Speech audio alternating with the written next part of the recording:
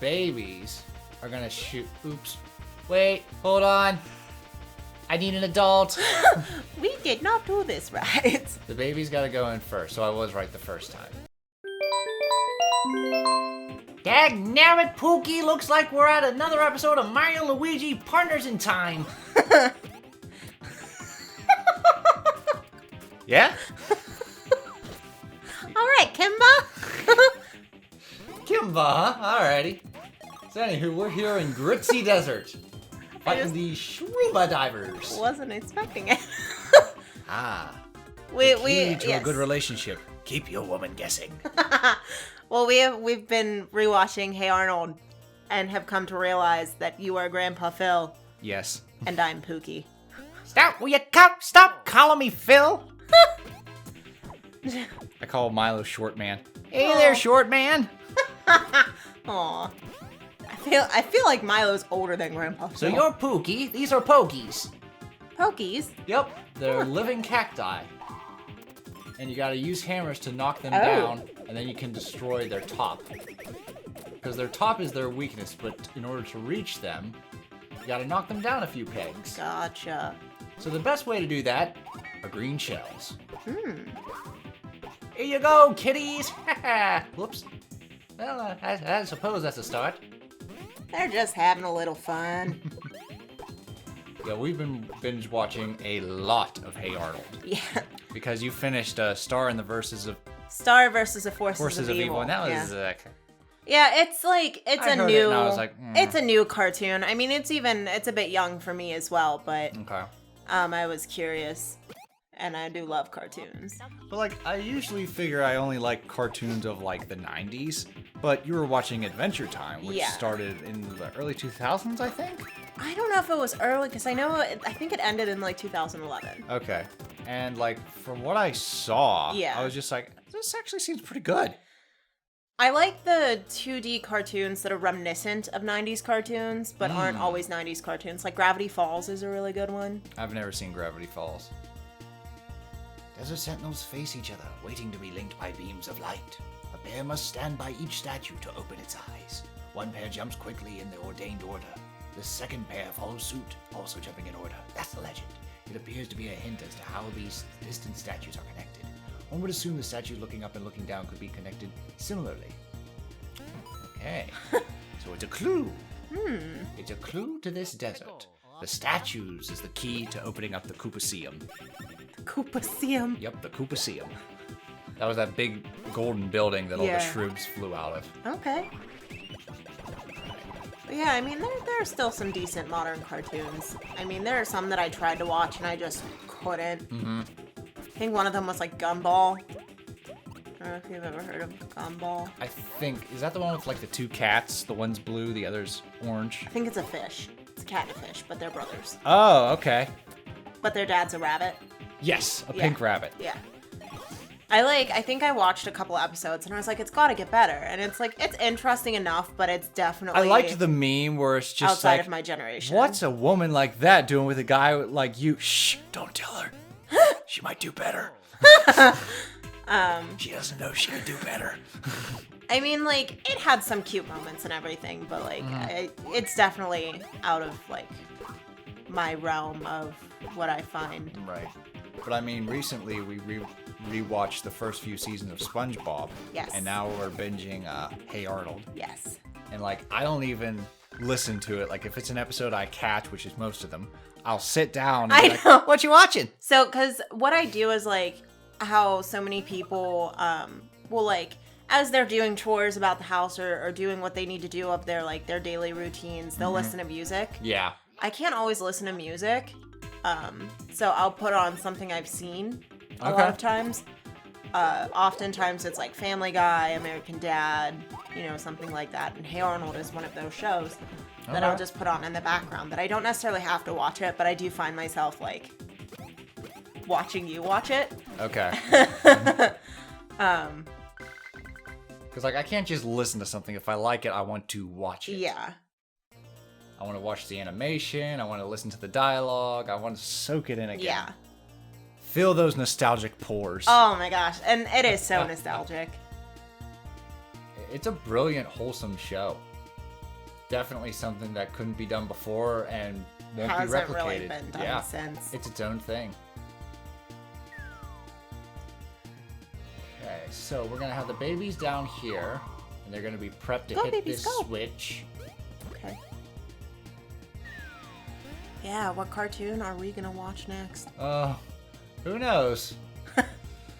I'll have to give you a break and put on something I know you don't really care too much about. Yeah. I mean, that's what Star vs. the Forces of Evil was, because I was leaning in on Adventure Time. Yeah. And then Star came in, and I heard her voice, and I was just like, that's all right. You go on without me. But see, though... You have a good time. You also surprised me with shows, because I was watching a show, it's part of my guilty pleasure trash TV, of, like, inked... like the tattoo shows, and like the top like deadliest animal shows and things like that. And I'll find you just like I had my phone sitting on like the shelf we keep our dishes on while I was like washing dishes with the tattoo show on, and you just stood there and you watched it. Because you was like, this guy, I hate this guy, he's a dick. So I watched it and I was just like, oh, this is pretty neat. How creative they go. And the next thing I know, like I just found myself. Oh, the next thing I know, I'm not allowed to watch the next episode without you. And I was like, now I have to find a new TV show to put on. Wait for me. While I do dishes. Wait for me. I gotta watch the next thing faster. Okay, so it says roll a ball into a cannon. Okay, and they're gonna shoot you out of the cannon. Okay, so the babies are gonna shoot. Oops. Wait, hold on. I need an adult. We did not do this right. The baby's gotta go in first, so I was right the first time. Okay. The baby's gotta go in first to get the switch ready. And then we roll into the cannon. The babies. I need an adult. Adult Mario and Luigi. We need an adult here, adult. We need the babies. We don't know how to take care of these babies. Here we go. So roll in. Now the switch glows. Smack it. Whee! All right, now we're separated. So the adults will take the right flank, and the babies will take the left flank. Go, babies, go. And what we got to do is we got to match up the statues that on the top screen are looking at each other. Okay. So on the map, you get a clue of like these statues are looking at those statues. So the babies will stand on one and the adults will stand on another. If you line them up, you'll shoot a beam of light. Oh, it's a Bob-Omb. Yeah, you want to avoid Bob-Ombs because when they explode, they do quite a bit of damage. I know. Yeah, we were playing Origami King, and spoilers, Bobby doesn't make it to the end credits, apparently. Doesn't make it.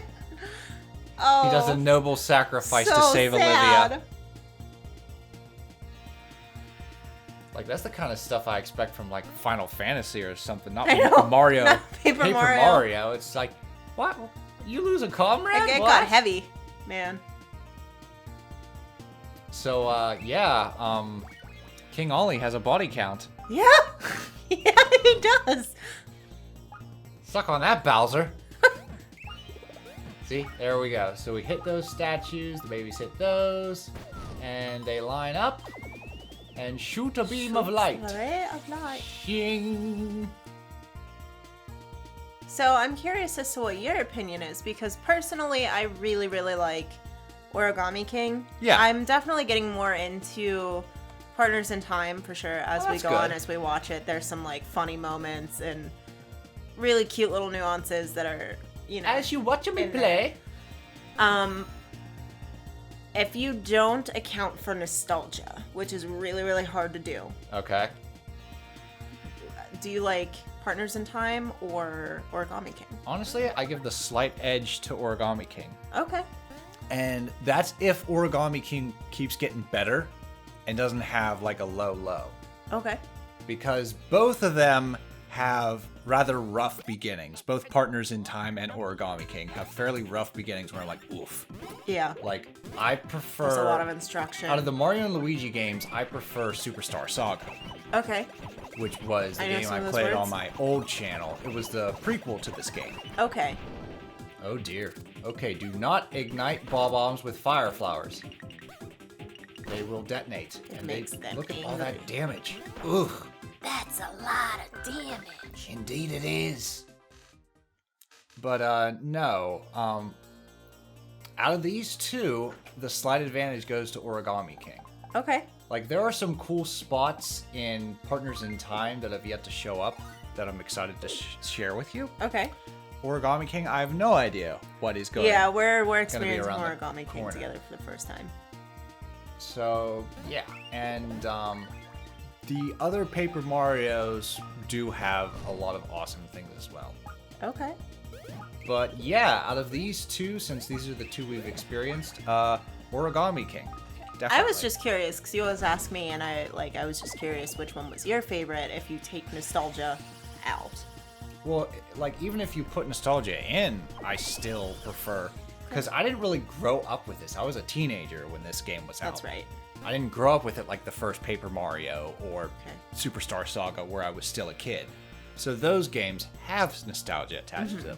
Whereas this was just kind of like, all right, another fun Mario adventure, which is exactly what Origami King feels to me. Yeah. Another fun Mario adventure. It's not like Super Mario World, which is a game that I played at the age of 1. Yeah. Where I feel like I was raised on Dinosaur Land. Yeah. Where, like, these are just fun adventures. And I'm like that with a lot of series. There's games that I'm just like, I like this, nostalgia removed. I like this because of nostalgia. I like this because of both. Like, whether you put the nostalgia in or not, I still like it. I just know sometimes it's really hard to take, like, the feeling of nostalgia out. Oh, it can be. But, I just try to look at things outside of that. That's the benefit to being overly critical about aspects, as you said. To where, like, if I'm like, it's fine. That's my favorite. It was a fine film. Like, it was a fine we draw game. movies, and you're like, oh, The Abyss. What's The Abyss? I'm like, it's fine. Like, they're not, like, you've heard me rant about the Disney live-action remakes numerous times, so you know when I think something is absolute trash. Yeah. Whether people like versus it or not, like, that's cool. It's okay. But, like, it's not for me, and I think it's absolute trash. Whereas, like, Abyss and National Treasure falls behind, like, it's fine. Yeah, it's fine. And then there's other things where I'm just like, oh, this is good. It's funny because, like, those are things that I never did until now. Like, I had never in my entire life asked what the runtime of a movie was. See? I was just like, we'll watch it, what the heck. But now it's like, well, how long is it? Which really, like, caught me off guard when you first started doing that. Every time I was like, do you want to watch a movie? And you're like, what's the runtime? I'm like, does it matter? Do you not want to watch, like, an hour and a half long movie with me? And now I understand. You completely understand, because we were like an hour and a half through Abyss. And I was still like, had holy 45 shit. minutes left, and you're like, where'd the day go? I'm like, this is why I asked for the runtime. I know, you were like rendering a video, and I was like, okay, well, let's watch our movie while it renders, since we can't use, you can't use your computer, and I'm just gonna like sit in the office by myself. So, watching the movie, and now it's like midnight. I'm like, oh, well. Check this out. I'm gonna use some pocket chomps. Ah! Oh. So they'll chase you, and then where you go, you can attack that enemy. But if you keep an eye on, like, which baby has the hammer, you can swing the hammer for additional. See? So I did a jump, and then a thwack. And the chain chomp's gonna get faster, and it keeps going until the chain chomp bites you. Oh. So you can rack up a hefty amount of damage. Yeah. Across multiple targets. Unlike the cannonballer or the other item, the trampoline, where it's usually just one target. I like that they like body roll. The shroob divers. Yeah, like the little cactuses. Oh, yeah. I thought you were talking about the shroob divers. I'm like, no, he's swimming through the sand. No, they're paddles doing, like Michael Phelps. They're doing little body rolls. Little Beyonce body rolls. Yeah. Look at them. See, because they're so tall and I didn't knock their segments away. They got the moves. You can't jump over them. Like Jagger. Yes, they do. They got the moves because they're Jaggers. Aww. Alright. So yeah, green shells are the best for these guys. So now you're gonna take out their... Yeah, take out bottoms. their segments. That's the best way to take them out. Because you can kill them quickly, and you can also jump over them when they ram at you. Oh, okay. Whereas if they're too tall, can't jump. They're too tall. You get jabbed. See? There we go. And the baby Mario leveled up. Hooray for baby Mario. We should level up that stash. Get that stash. Get a little stash for the baby Mario. Oh my god, do they end the game with little Peach Fuzz?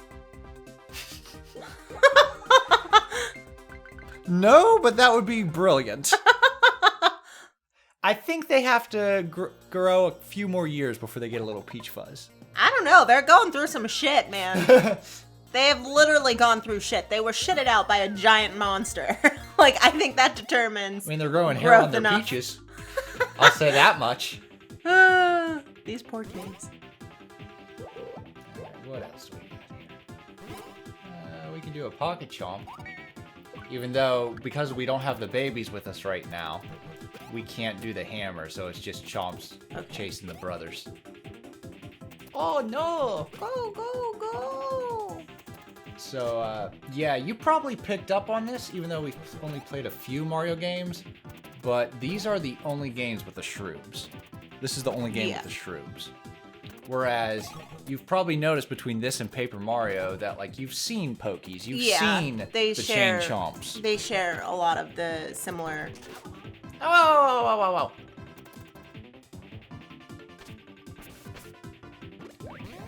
But they do each have their own villain as well. Yes. So it's not just the same old, same old. Like, there's still, like, the Shroobs are in this one. Paper Mario, you have, like, Ollie and,